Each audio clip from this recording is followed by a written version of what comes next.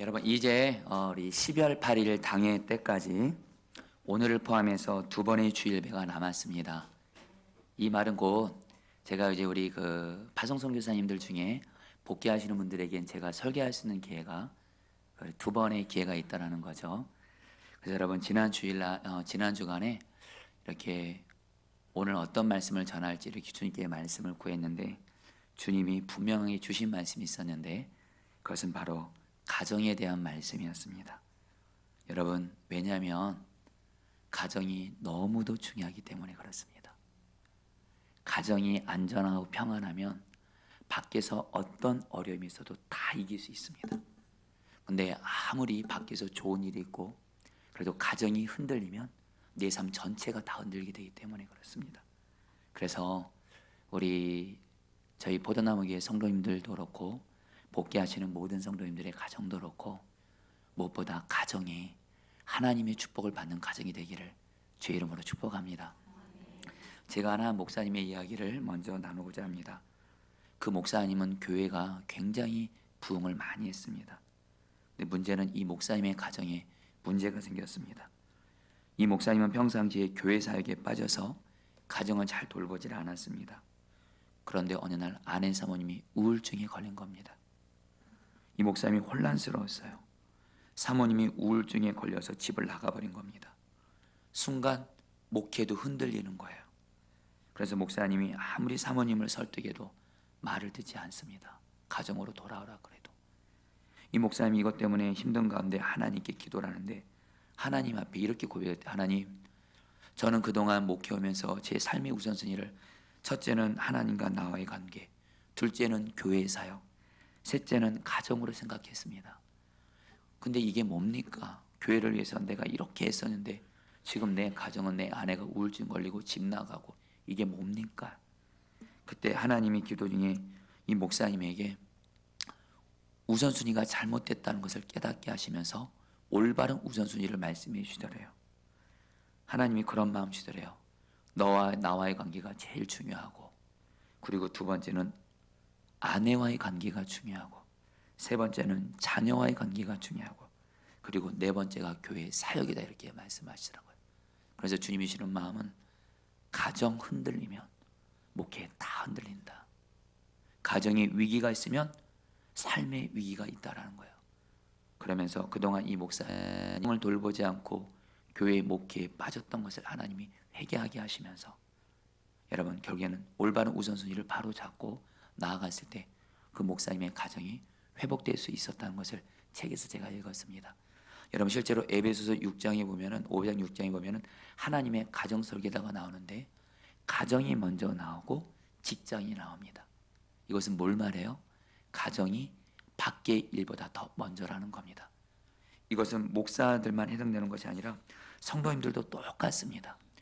물론 여러분의 직장과 일터 사업장 중요합니다. 그리고 교회에서 사역하는 것도 중요합니다. 그러나 성경에 의해서 말씀드립니다. 가정이 더 중요합니다. 여러분 가정을 소홀히 여기지 마시고 가정을 소홀히 여겼다가 나중에 뼈아픈 대가집을 하게 됩니다. 그래서 여러분 마음에 늘 나에게는 가정이 주님과의 관계됨으로 두 번째다. 그만큼 중요하다는 것을 깨닫고 가정을 여러분 소중히 여기고 가정을 여러분들 사랑하게 되시기를 축복합니다. 그러면서 하나님이 우리 포도나무교회 성도들 어떻게 하면 가정이 축복받는 가정이 될 수가 있을까? 이런 갈망이 생겼습니다. 왜냐하면 여러분 요즘에 여러분들 우리나라 경제가 너무도 어려워서 장사하시는 분, 사업하시는 분, 직장 다니시는 분들이 어려운 분들이 정말 많습니다. 근데 그래서 저는 지난 주간 여러분에게 부르짖는 기도로 그 고난을 돌파해야 된다고 말씀을 전했는데 하나님이 오늘 주일 예배를 전하면서 주신 마음은 뭐냐면요. 우리의 가정이 이 어려운 때에 평안할 수만 있다면 우리는 얼마든지 다시 일어설 수 있고 고난 돌파할 수 있다라는 거예요. 그러나 우리가 정말 가정에서 힘과 은혜를 공급받지 못하면 여러분 우리는 이 어려운 고난들을 다 여러분들 이길 수가 없다는 겁니다. 가정입니다. 가정. 그래서 하나님이 여러분 우리 성도들의 가정이 축복이 임하는 가정이 되라는 말씀을 주시면서 시편 127편과 128편 말씀을 주셨는데 오늘 여러분들 시편 128편만 말씀을 읽었는데 시편 127편을 같이 해서 말씀을 전하도록 하겠습니다. 여러분 시편 127편과 128편은 짝입니다. 그러면서 이스라엘 사람들에게 이 두 시편은 가정이 얼마나 소중하고 어떻게 하면 가정이 하나님의 축복을 받는지에 대해서 가장 정확한 답을 말씀해 주고 있습니다. 여러분 오늘 이 시편 127편, 128편 이 말씀을 통해서 우리 가정이 축복받는 하나님의 답을 깨달아서 그대로 순종해서 여러분의 가정이 축복받는 가정 되기를 축복합니다. 그럼 먼저 어떤 가정에게 하나님이 축복을 주실까요? 시편 127편 1절 말씀 같이 읽도록 하겠습니다. 여호와께서 시작.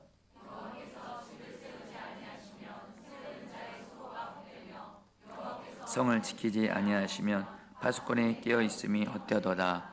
여러분 여기서 하나님이 말씀하세요.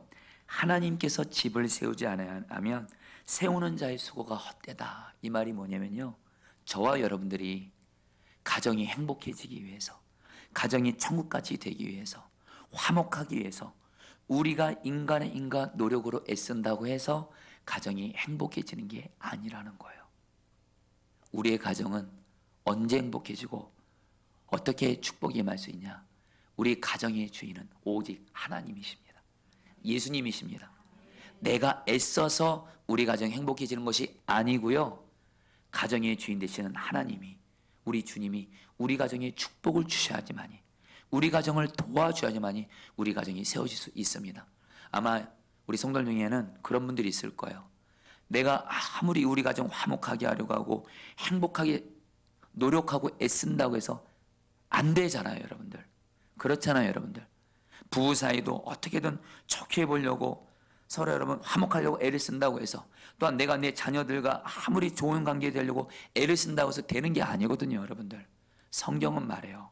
하나님께서 집을 세우지 않으면 우리의 모든 수고가 헛되다라는 거예요. 하나님이 도와줘야 돼요. 하나님의 은혜와 축복이 우리 가정 가운데 임해야 된다는 겁니다. 이를 위해서 여러분 중요한 게 뭐예요? 필요한 것이 뭐예요? 바로 기도라는 거예요. 여러분 기도가 뭐죠? 내 힘과 노력으로 할 수 없기 때문에 하나님께 기도하잖아요. 똑같이 여러분 우리가 우리의 가정이 축복이 임하고 우리 가정이 행복하기 위해서 우리가 내 힘과 노력으로 애쓰는 것이 아니라 우리 가정에 축복을 주시는 하나님께, 우리 가정의 축복은 가정에 주신 하나님과의 관계에 달려있대도요. 그래서 하나님께 반드시 기도를 하셔야 된다는 거예요. 시편 127편의 결론은 너무도 단순합니다. 우리의 가정이 세워지는 것은 내 힘과 노력으로 할 수 없기에 하나님께 기도로 우리 가정에 축복을 주도록 기도하면 하나님이 우리 가정을 세워주실 것이지만, 우리가 기도하지 않고 내 힘과 노력으로 아무리 애써도 우리 가정은 세워지지 않는다라는 거예요. 특별히 여러분 우리가 기도의 가정을 위해서 기도될 중요한 이유가 뭐냐면, 마귀가 우리 가정을 얼마나 먹잇감으로 삼는지를 모릅니다. 여러분들 보시죠. 지난 한 주간 정말 여러분의 가정 평안하셨습니까? 평안하다가도 여러분들 마귀가 조금이라도 부부 사이 어떤 틈을 타고 마귀가 공격합니다. 그리고 주님 항상 바라보지 않고 성령 충만하지 않으면 그 마귀의 덫에 넘어져서 부부 사이가 갈라집니다. 조금 전까지 화목했고 사랑했던 부부 사이가 갑자기 부부가 다툼을 하고 가장 살아야 될 부부 사이에서 서로 미워하고 심지어는 이혼하자는 얘기도 나오기도 하고 그러지 않습니까? 마귀가 우리의 자녀들을 얼마나 여러분들 공격할 때가 많습니까?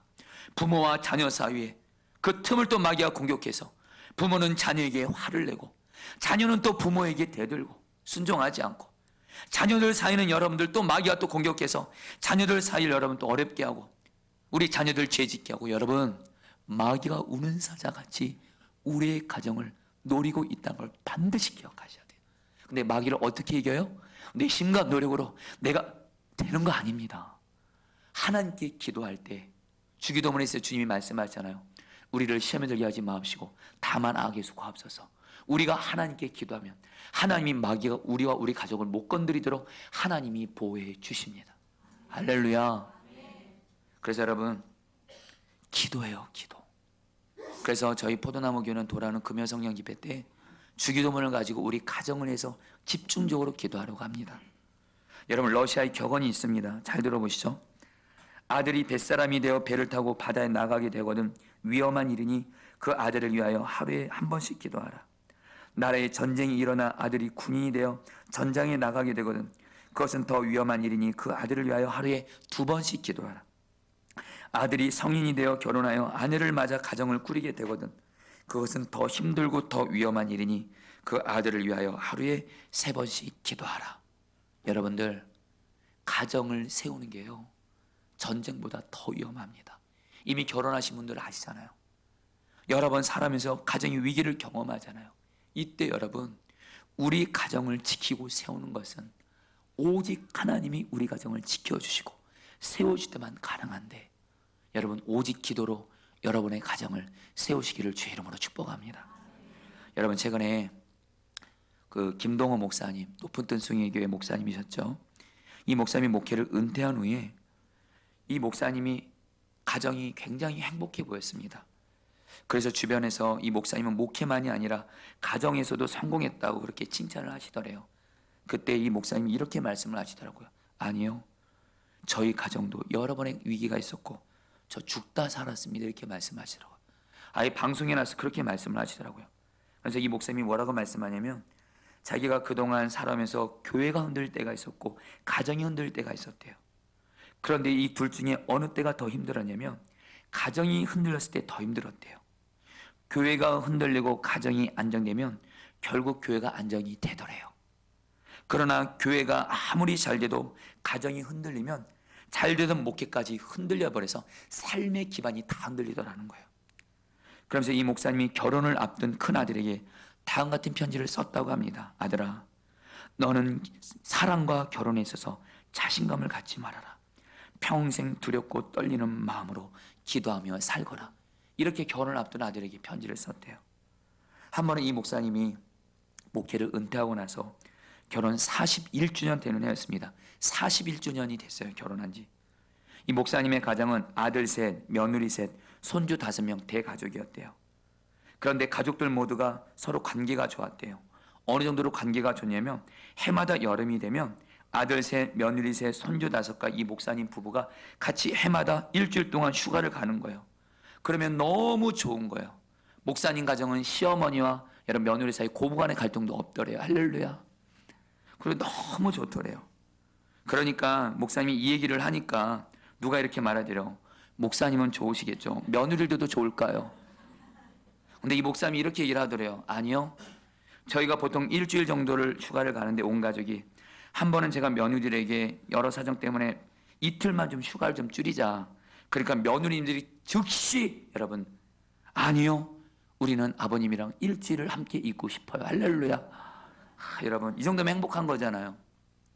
그런데 그래서 목사님이 늘 마음에 나는 가정이 행복한 것이 우리 가정이 하나님 주신 가정은 축복이다 자신을 했대요. 확신을 했대요. 그러던 어느 날 결혼 41주년 되는 해 목사님의 가정 안에 대형 사고가 난 겁니다. 아내이신 사모님이 70살이 다 된 나이에 목사님에게 폭탄 선언한 겁니다. 당신과 그만 살고 싶습니다. 이혼하는 것은 아니지만 남편과 따로 살겠다고 하면서 이 사모님이 부동산에서 직접 살 집도 따로 알아봤다는 거예요. 이 목사님께는 큰 충격이었어요. 목사님은 당신의 아내가 남편인 자기에게 만족한다고 절대적으로 확신했는데 그것은 목사님에게 대단한 착각이었다는 거예요. 사모님이 마음 깊은 곳에 참고 찾다가 어느 한순간 여러분 터져버린 겁니다. 순간 목사님이 아내가 당신과 그만 살고 싶다 이 말을 듣는 순간 그동안 한평생 쌓아놓은 모든 것이 다 무너져 버린 것 같더래요. 그리고 그런 아내가 이해도 안 되고 섭섭하기도 하더래요. 중요한 건 아내가 그 정도로 힘들었다는 거예요. 목사님이 그걸 그냥 인정하기로 했습니다. 그래서 이 목사님이 그때의 기도를 정말 하나님 앞에 절박하게 했고 감사하게 하나님이 목사님의 가정을 지켜줘서 사모님이 안 나가셨대요. 할렐루야. 여러분들 보시죠. 이거 꼭 이 목사님만의 이야기일까요? 여러분 잠깐 보시죠. 여러분들 중에 지금 가정이 어렵고 힘드신 분들 있을 겁니다. 소망을 드리겠습니다. 하나님께 기도하면 여러분의 가정은 반드시 하나님 세워줍니다. 근데 여러분들 중에 우리는 부부 사이 괜찮아. 우리 자녀들 지금 괜찮아. 그래서 기도를 소홀히 하세요. 마귀가 가만히 있지 않습니다. 항상 깨어서 우리 가정에 마귀의 시험이 들지 않고 하나님의 보호하심과 축복이 우리 가정에 임하도록 깨어 기도하시기를 축복합니다. 간절한 마음은 나눕니다. 그러면서 여러분 시편 128편으로 넘어갑니다. 하나님께서 우리 가정이 축복받는 가정이 되기 위해서 한 가지를 더 말씀하십니다. 1절 4절 말씀 같이 읽겠습니다. 시작. 그의 길을 걷는 자마다 복이 있도다. 여호와를 경외하는 자. 여러분들 바로 하나님을 경외하라고 말합니다. 하나님을 경외하며 하나님의 말씀을 지키면 하나님이 오늘 말씀에 우리 가정에 4가지 축복을 주시는데요. 여러분 이 4가지 축복을 제가 한 절 한 절을 간단하게 풀어볼 텐데 정말 우리 가정에 너무도 꼭 필요한 축복이에요. 근데 그 전에 앞서 여러분 하나님이 경외한다는 것을 여러분 좀 와닿게 말씀드리겠습니다. 하나님을 경외한다는 건 뭐냐면 왕이신 하나님이 나와 함께 계신 것을 늘 믿고 그 주님을 늘 바라보면서 그 주님을 바라보면서 보이는 것처럼 바라보면서 의식하면서 그분은 왕이시거든요. 그분의 말씀에 오직 순종만 하는 거예요. 하나님 말씀에 불순종하는 죄를 짓는 것을 죽음으로 생각하는 겁니다. 그리고 불순종한 죄를 지었으면 곧바로 회개하고 죄에서 돌이키고 오직 주님의 말씀대로 순종하는 것이 하나님을 경외하는 거예요. 여러분 좀 따라 볼까요? 나에게는 왕이 계신다. 이거를 잊지 마십시오. 여러분에게 지금 내 안에 왕이신 예수님이 나와 함께 계십니다. 그 예수님이 다 보고 계셔요. 그 왕이신 예수님 앞에서 내가 그 주님을 경외하잖아요. 다시 한번 여러분 가정은요, 내가 가족들끼리 내가 애쓰고 화목하려고 노력하고 이렇게 해서 가정이 여러분 복받고 행복해지는 것이 아니고 우리 가정은 하나님과의 관계에 달려있을 때도요, 우리가 하나님을 왕으로 모시고 그분을 항상 바라보고 동행하면서 그분의 말씀에 순종하면 하나님이 우리가 하나님을 경외하며 순종하는 것을 보시고 우리 가정에 축복을 주시는 거예요. 여러분들 사사시대 보면 말입니다. 사사시대의 결론이 이렇습니다. 그들에게 왕이 없어서 자기 마음대로 살았더라.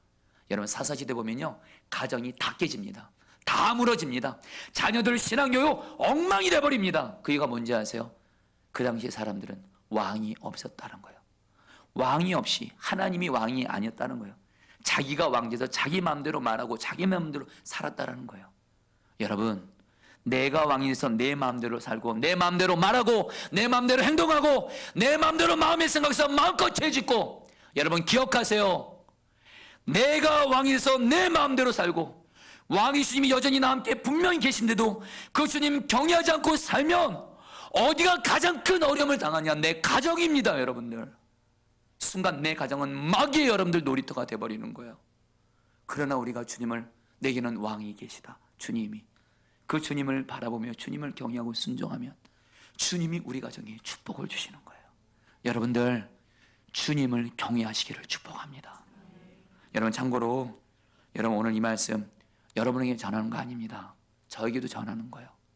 여러분 저도 오늘 이 말씀을 내가 잘 살고 있기 때문에 여러분에게 전한다기보다 여러분 저도 주님이 저에게 너의 가장 간절한 소원이 뭐냐 그러면 저는 저희 가정에 정말 하나님의 축복이 임해서 예수님이 왕된 가정이 되는 겁니다. 왜냐하면 제가 목회를 해보니까 짧은 경험이지만 또 선배 목사님들 바라보니까 가정이 세워져야 목회도 평안하더라고요. 가정 무너지면 결국에는 여러분 목회 다 흔들려지더라고요. 저도 가정입니다. 가정. 여러분 오늘 주님이 주님을 경외하는 자에게 가정의 축복 4가지를 말씀하는데 한 번씩 살펴볼까요? 2절 말씀 같이 읽겠습니다. 내가 내 손이, 시작.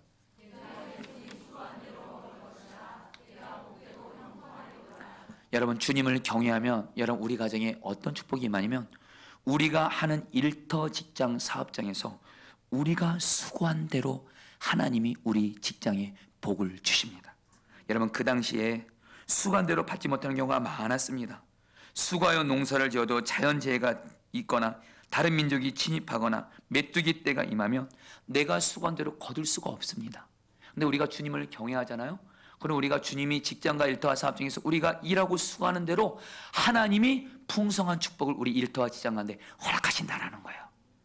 여러분들 우리가 주님을 경외하면 일터와 직장 사업장이 복을 받아서 그곳에서 여러분 물질이 나오지 않습니까? 여러분 가정에 물질 필요하잖아요. 여러분, 여러분에게 이 은혜가 임하게 되기를 축복합니다. 여러분, 저에게는 조심스럽게, 저에게는 포도나무 교회가 저의 일터 사명장이죠. 주님은 저에게 주시는 마음이 이 포도나무 교회에 여러분들 하나님의 축복을 받는 비결이 있습니다. 그것은 제가 주님을 경외하고 이 교회를 주님이 왕된 교회로 세우는 거예요. 주님 말씀에 불순종하는 겁니다. 죄와 불법 행하지 않는 거예요. 그래서 여러분, 최근에 저희 포도나무 교회 여러분 추수감사절 헌금 이미 여러분 아신 대로 여러분들 2천만 원이 나왔습니다. 여러분, 저 솔직히 고백하겠습니다. 2천만 원이 저희 교회에게 작은 돈이 아닙니다. 아까웠습니다. 그러나 주님을 경외하니, 주님이 추수감사절 헌금은 어려운 자들에게 흘려보내라고 말씀하시기에 주님을 경외했기에 그 물질을 그렇게 주님이 흘러가게 하신 거예요. 여러분, 이맘때쯤 되면 이제 저희는 이제 올해 예산을 다 정리합니다. 재정을 결산합니다. 그러면 여러분, 우리 교회 재정에 결산한 것의 몇 프로를 감리교 본부에 내야 됩니다. 근데 그 비용이 여러분들 꽤 높습니다. 그래서 우리 감리교 안에 어떤 관행이 있냐면 부담금을 여러분들 사실은 교회가 임의로 적어서 보고하면 됩니다. 그러다 보니까 교회 재정에 감리교 부담금을 좀 속여서 거짓말을 해서 감리교 본부에 내는 일이 지금 관행이 만연되어 있습니다. 근데 여러분, 저는 감사한 게 선한목자교회에서 유기성 목사님 통해서 감리교 부담금을 정직하게 내다는 걸 주님이 배우게 하셨고, 그래서 여러분, 저는 선한목자교회가 감리교 부담금을 여러분 아시나요? 감리교에서 선한목자교회가 부담금을 제일 많이 냅니다. 선한목자교회보다 더 큰 교회 많습니다. 그런데도 선한목자교회가 부담금 1위예요. 그리고 여러분, 소문이 났어요. 선한목자교회는 감리교를 부담금을 정직하게 내는 교회로 소문이 났고, 어떤 소문까지, 그러면서 선한목자에서 나온 분리개척 교회들 뭘 보는지 아십니까? 이 교회는 부담금 정직하게 내나. 여러분, 저희 포도나무 교회는 사람들을 의식해서가 아니라 주님을 경외함으로 이번에 감리교 부담금 정직하게 내기로 결정했습니다. 여러분, 그 이유는 그래야지 하나님이 이 교회에 은혜를 부어주시기 때문에 그래요. 이 교회가 하는 사역마다 복을 주기 때문에 그렇습니다. 여러분도 그러셔야 됩니다. 거짓말하고 불법 행하고 정직하지 않는 거, 여러분 당장은 여러분 이익 얻는 것 같죠? 하나님이 다 보고 계십니다. 하나님은 복 못 주십니다. 결국에는 쓰디쓴 여러분들 아픔을 겪게 됩니다. 주님을 경외함으로, 주님 말씀에 순종함으로 여러분의 직장과 사업장이 복을 받게 되기를 축복합니다. 그래서 여러분, 두 번째 축복이 3절에 나옵니다. 같이 읽겠습니다. 내 집 안방에 있는, 시작, 3절입니다. 시작. 결실한 포도나무 같으며 내 식탁에 둘러앉은 자식들은 어린 감람나무 같다. 여러분, 저는 이 말씀이 저 여러분들이 꼭 이루어지길 바라는데요, 우리가 주님을 경외하잖아요. 하나님이 어떤 축복을 주시냐? 너의 배우자가 결실한 포도나무가 된다. 쉬운 성경 보면 열매를 많이 맺는 포도나무. 여러분, 포도나무 대신 예수님과 내 배우자가 동행해서 예수님의 열매를 많이 맺어서 내 배우자가 예수님을 닮게 되는 거예요. 할렐루야. 여러분, 왜 크게 아멘 안 했어요? 내 배우자가 예수님 닮게 된다는데. 여러분, 아멘입니다, 여러분들. 그리고 내 배우자가 귀하게 쓰임받는 거예요. 여러분, 자녀들은 여러분들 감람나무 같이 된대요. 여러분, 감람나무에서 기름이 나옵니다. 이 기름으로 여러분들, 이 기름으로 빛을 비추는 거예요. 한마디로 감람나무는 귀하게 쓰임받는 걸 상징하는데, 한순간만 쓰임받는 것이 아니라 여러분, 감람나무는요 수명이 1000년이 넘습니다. 여러분, 제가 몇 년 전에 이스라엘 성지순례 갔는데 2000년 된 감람나무를 봤습니다. 우리가 주님을 경외하잖아요. 하나님이 우리가 주님을 경외하는 것을 보고 우리의 자녀들이 감람나무처럼 돼서 평생토록 하나님께 쓰임받게 하신다라는 거예요. 할렐루야. 이 복이 저 여러분에게 임하게 되기를 축복합니다. 여러분, 그러면서 세 번째 축복입니다. 5절 말씀 같이 읽어볼까요? 여호와께서, 시작.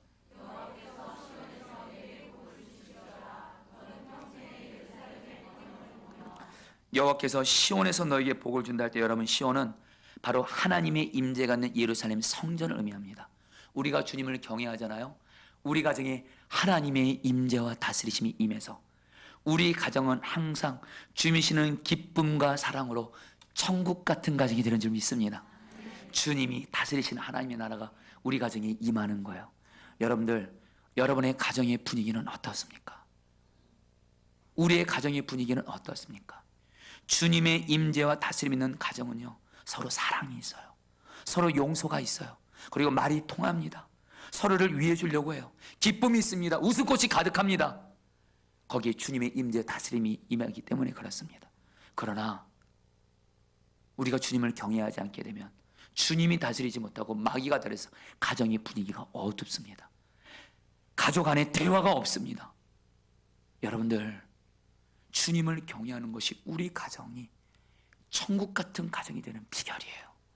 여러분, 제가 예전에 여러분들에게 그런 얘기했던 적이 있습니다. 주일학교에 다니는 한 어린아이가 교회에서 천국이라는 말씀을 배웠습니다. 근데 이 아이가 어리다 보니까 천국이 와닿지가 않아요. 그때 집에 와서 엄마 아빠에게 묻습니다. 엄마 아빠, 천국이 어떤 곳이에요? 느낌이 오지 않아요. 그때 이 엄마 아빠가 이렇게 말했다고 합니다. 얘야, 천국은 우리 집과 같단다. 그러니까 이 어린아이가 알겠어요 이랬대요. 여러분들도 여러분의 자녀들에게 이렇게 물을 때 우리 집이 천국이란다 할 때 우리 애들이 아멘하게 되길 축복합니다. 아빠 엄마 뻥치지 마세요. 이런 일이 없게 되기를 바랍니다. 근데 여러분들, 이게 어떻게 가능해요? 너무도 단순해요. 내가 가정에서 예수님을 왕으로 모시고 경외하면 주님이 나를 통해서 우리 가정을 다스려 주십니다. 우리 가정에 천국이 임해서 내 배우자, 내 자녀들이 우리 집이 천국이라고 말하게 하실 것입니다. 여러분, 마지막으로 어떤 축복이 임해요? 6절 보도록 하겠습니다. 시작.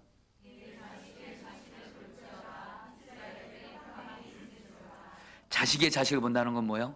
건강하고 장수한다는 겁니다. 여러분, 우리의 가정이 축복받는 가정이 되기 위해서 우리 가족들이 건강한 것이 얼마나 중요합니까? 맞지 않습니까? 우리 가족 중에 여러분들 누가 아프면 가족이 여러분 비상이잖아요. 이것 때문에 우리가 어려운 겨울 때가 얼마나 많습니까? 그런데 우리 주님이 말씀하세요. 우리가 주님을 경외하면 자식의 자식을 보면서 하나님이 우리 가정을 여러분 건강을 책임져 주신다라는 거예요. 여러분들, 주님을 경외하는 이것이 이 네 가지 복이 임한다는 겁니다. 저는 우리 성도님들의 가정에 이 네 가지 복이 주님을 경외함으로 다 임하게 되기를 축복합니다.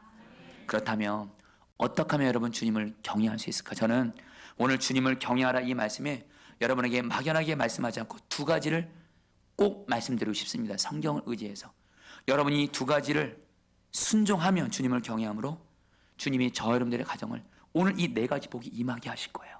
여러분, 첫 번째는 뭐냐면요, 여러분 따라하겠습니다. 가정 예배를 통해서 하나님을 경외하라. 여러분, 성경을 보니까요, 구약이나 신약이나 하나님은 왕이세요.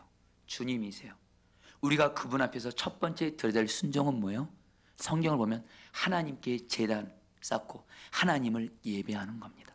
여러분, 우리 포도나무 교회가 지금 세워진 지 1년째가 다 돼가는데요, 포도나무 교회가 처음 세워질 때 어디를 제일 먼저 소중하게 했냐? 예배였습니다. 왜요? 교회의 왕은 주님이시니까. 주님은 우리 예배를 받으셔야 되니까. 그래서 여러분, 예배를 세팅하는데 여러분 처음에 가장 많은 에너지를 썼습니다. 여러분, 근데 우리 주님이 교회에서만 왕이신가요? 여러분의 가정에서도 주님은 왕이세요. 그리고 성경은 가정이 교회라고 말씀합니다. 여러분, 근데 말씀드리고 싶습니다.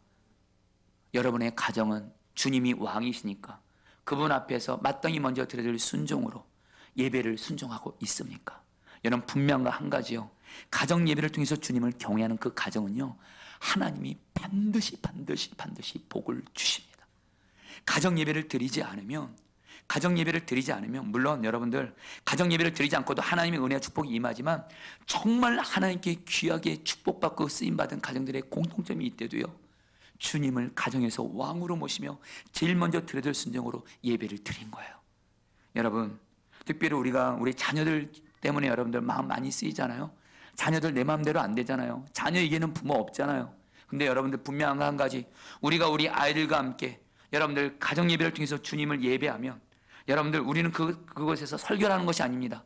한 주간 주님 말씀에 순종한 삶을 자녀들 앞에 나누고 또 불순종한 것이 있으면 회개함으로 나누면 우리 자녀들이 그 살아있는 말씀을 듣고 배움으로 말미암아 우리 아이들은 반드시 주님을 믿고 만나고 쓰임받게 되어 있습니다.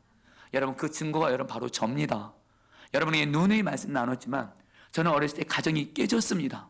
아버지도 저를 집 나가서 저를 안 돌보셨고 어머니도 장사하느라 저를 못 돌보셨습니다. 그런데 저희 외할머니가 저를 앞에 앉혀놓고 가정 예배를 3년 동안을 드리게 하셨어요.